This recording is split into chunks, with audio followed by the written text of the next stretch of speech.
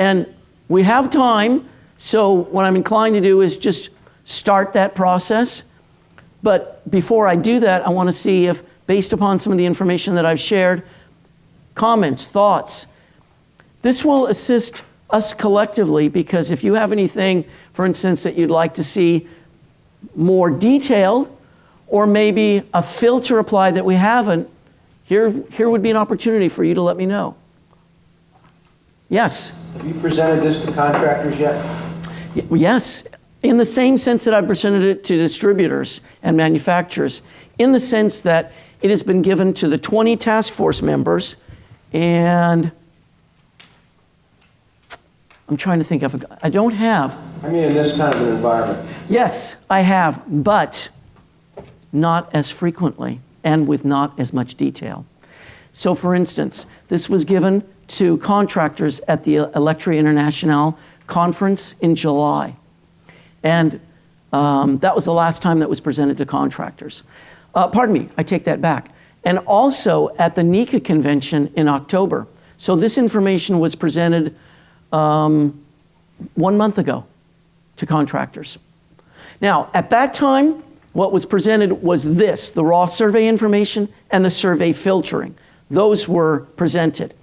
By some of the task force member comments, that's when we actually started looking at the specific value-added services that are compensable. So they haven't seen that portion of it, but they've seen all the raw survey data, and they've seen all those survey filters, okay? Any response from them as far as what they saw? Nothing that stood out, but go ahead. Well, I'll go one step further. Sure. There's a heavy slant on this towards vendor managed inventory. There is, but that slant probably was not so great to them, but it was mentioned by virtue of the fact that those 4 case studies had been developed, and all 4 of them showed that. And my sense is, in talking to several of our customer base, is that while that has a lot of appeal, the discipline on the job site comes into play. If you have an unmanned trailer and they have access to this material, it's the discipline on the site that can cause wreak a lot of havoc. So that's why I was curious. There's a heavy slant. Hey, from a value-added standpoint, sure, distribution, we can add that value.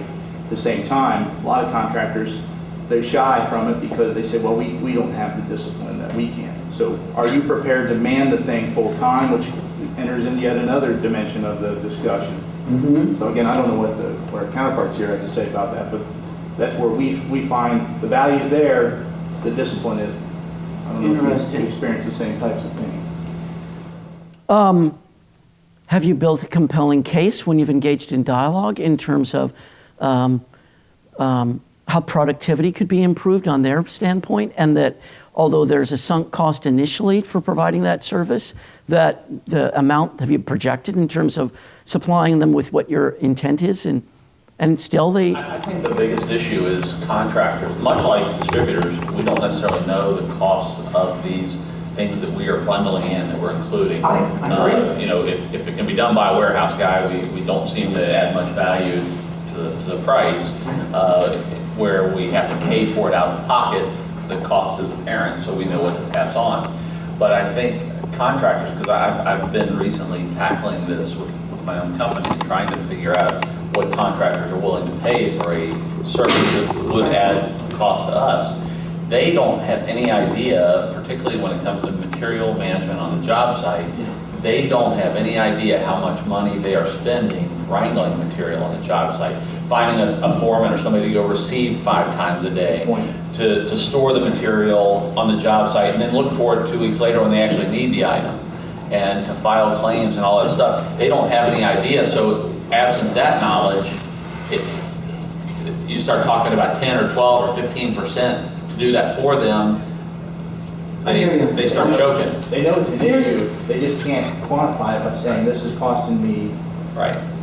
$1,000. So if we could help them quantify that, and actually I thought I saw in this handout some reference to cost of handling, a contractor's cost of handling materials. Lonnie, in the book, the actual contract book, they really spell out all those costs and they presented a pretty strong case, as I recall, Okay. about why contractors should get out of the material handling business. Okay. When you say the book, which book are you? Agile contractor. Oh, yeah, got it. Okay, I know which one you're referring to, the MCA book? Like The- Dr. Right, Curry, yes, whatever. Danish Gari, yes. He's referenced several times throughout the report. A little bit, I want to piggyback off that, and I'll cover one thing that, this is the task force, okay? So from a task force standpoint, let me drop it down one, and I can fit it all on one screen. So you can see we've got a group of manufacturers on the task force, a group of contractors on the task force. The task force was more distributors, as you can see.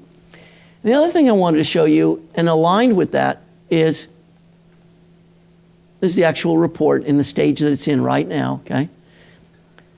What you really need is this. You need process diagrams.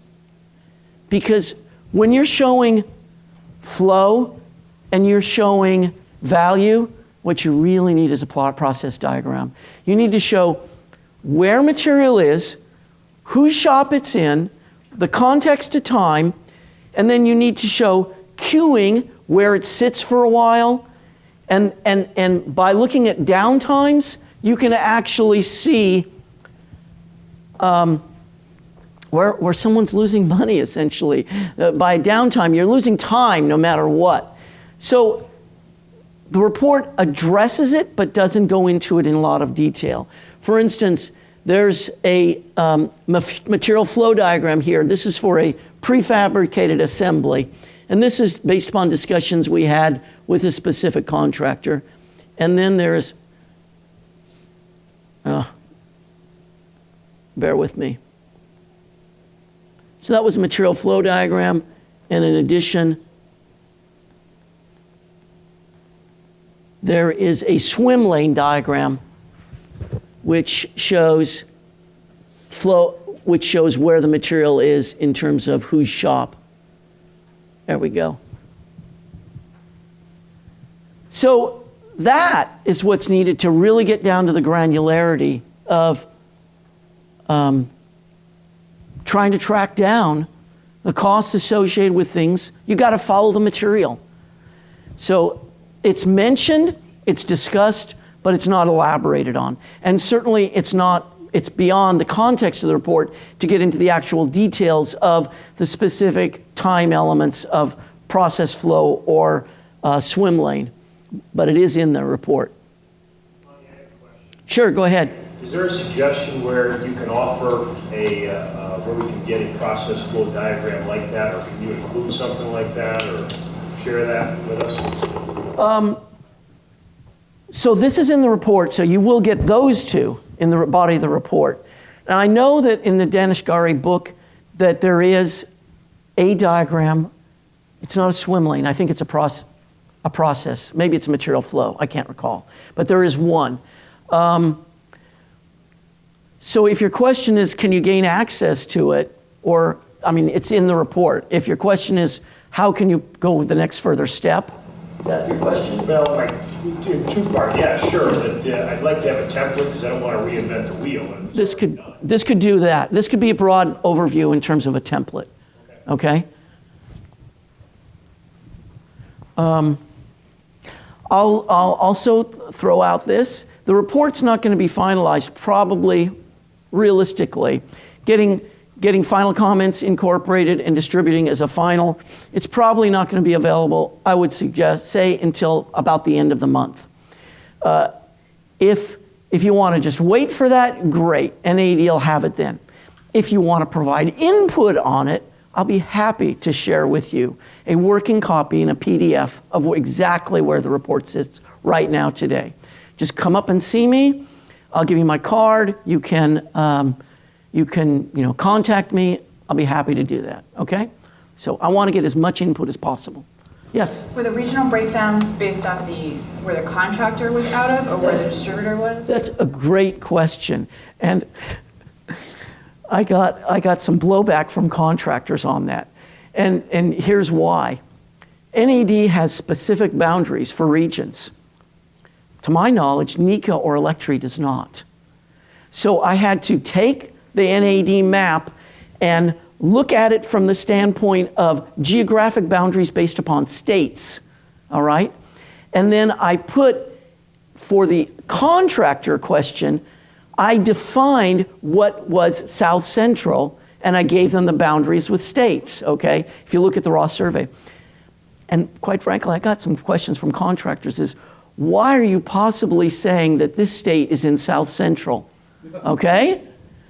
And so I said, well, so we could align with NAED regions, otherwise it makes the data useless. So that's what we did. Others? Let me see where we're at. We've got about 15 more minutes. Not that we have to use up all the time, but let me just go through some of the survey with you. And Ronnie, what's the 3 years from now, what's the result of all this? oh, that's a great way of framing it. So we've listed in terms of transition roadmap some suggestions for all supply chain partners. I would say that implementing the roadmap from a distributor standpoint, the very, very first thing is to know exactly the cost for every bundled service, every individual service, to know that. Because if you don't know that, you don't have a good starting point. So that's what I would say would be the highest priority. Otherwise, and also, how can you start charging for services if you don't even know what those services are, okay?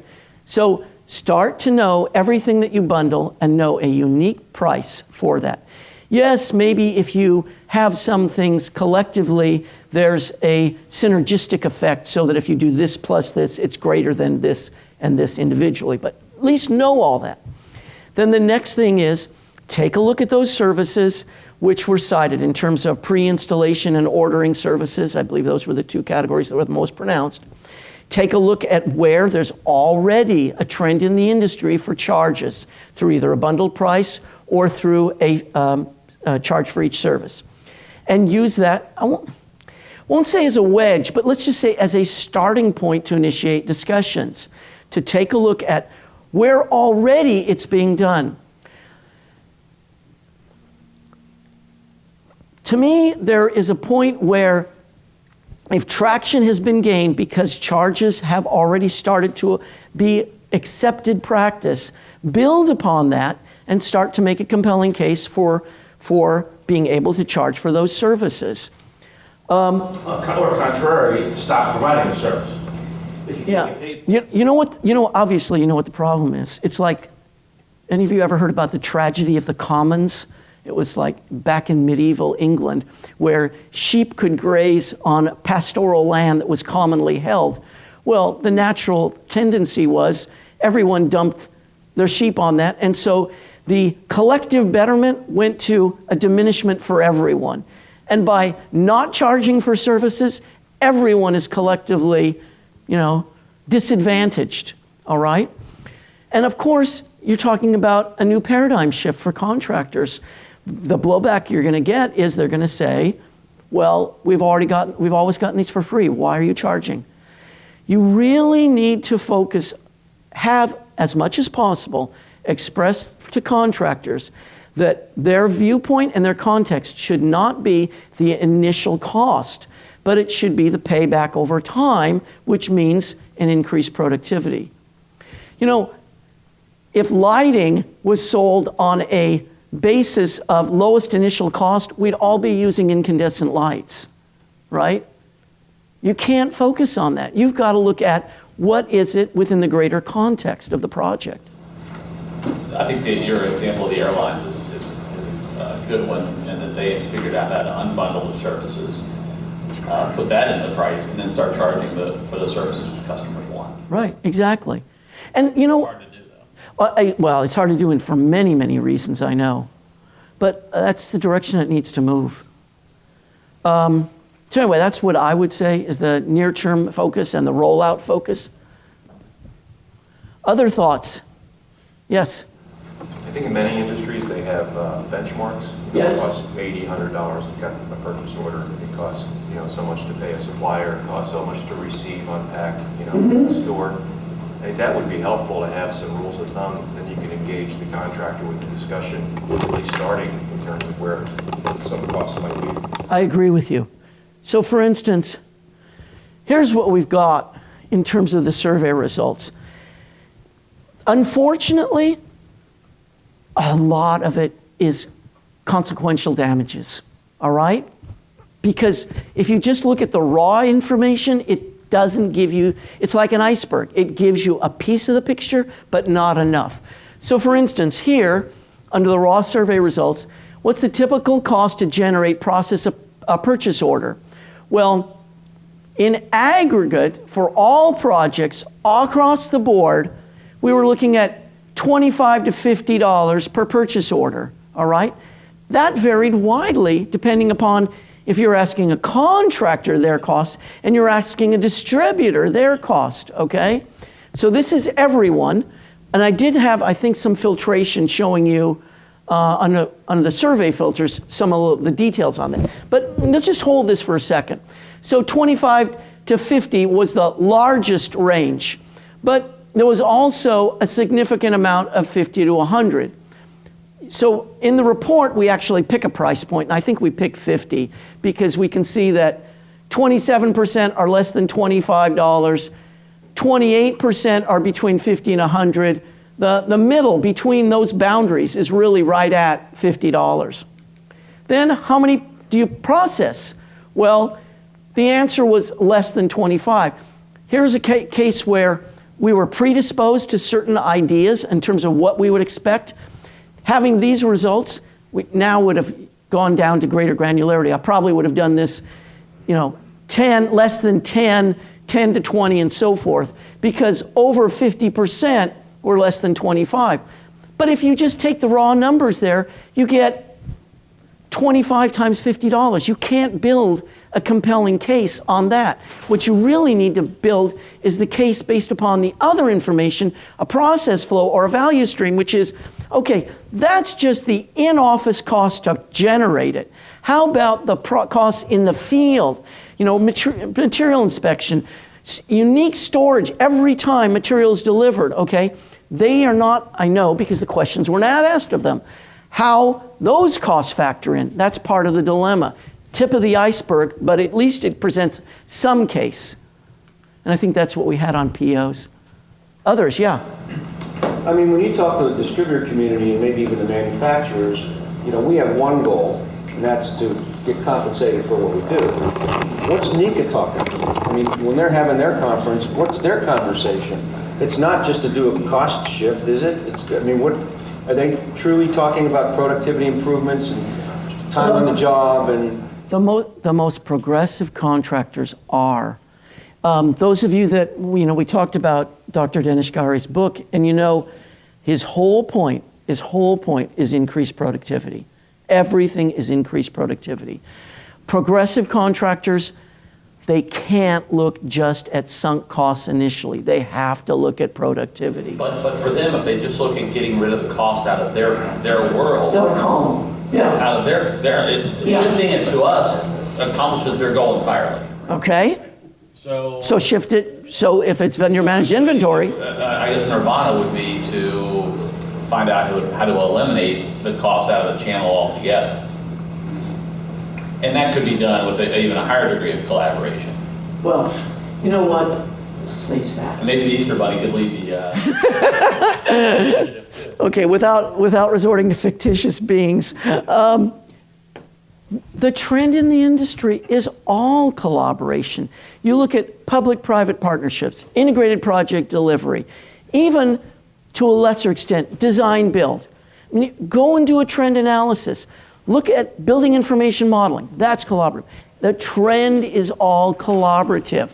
The problem is getting people to view things in a big context, being progressive, and looking at it from that standpoint.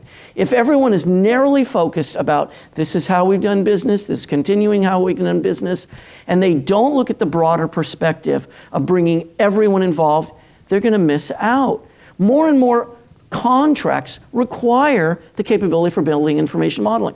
Contractors who don't have that capability, either they have to outsource it or they're not going to compete in that environment, and eventually it'll catch up with them. It may take, a decade or two, but it'll happen. The contractors in the Bay Area are very forward-thinking. I know of one that is a medium-sized electrical contractor, and the CFO told me several years ago that they made the transition to Agile, and that they said, get lean through Agile or, you're going to go out of business. They do vendor-managed inventory. They have co-location of distributor partners within their office, in their office. They have prefabrication vendor-managed inventory, not just on the job site, but in their shop as well.